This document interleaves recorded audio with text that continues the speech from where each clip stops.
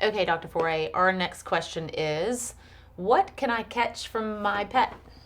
Yeah, so what can I catch from my pet? So that's an important thing.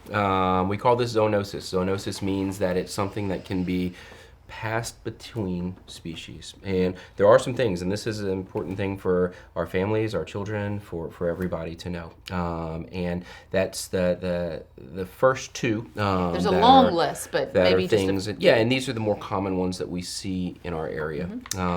First is rabies. So rabies is really good vaccination for, and that is something that your animal should be vaccinated against. That's part of a core.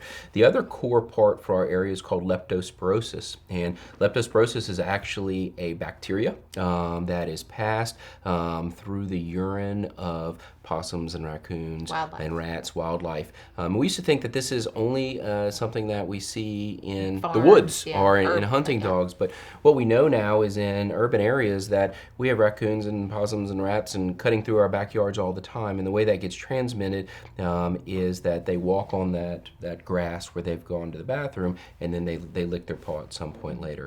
This is something that can be passed to people as well too. So this is a Bactrin. It is a shot that they get once a year. Very important for our area. The next is ringworm. So ringworm is something that we will see that you can't tell by just looking at it, knowing if it's ringworm. Is it a worm?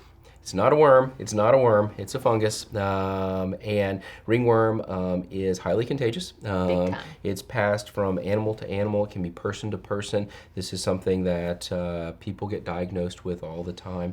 The hard part about ringworm is it stays in the environment. So it's about cleaning up, getting it off their hair, cleaning up any carpets, rugs, things like that as well too.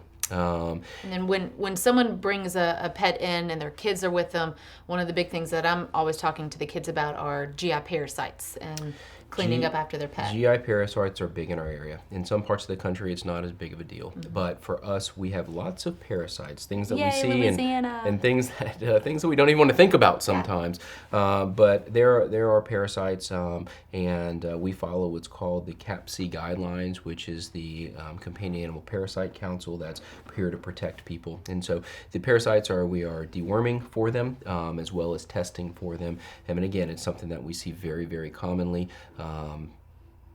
Yeah, so those are kind of the top big ones. But it's always something to, if your pet is doing something differently and you want to know if it can get passed on, give us a call.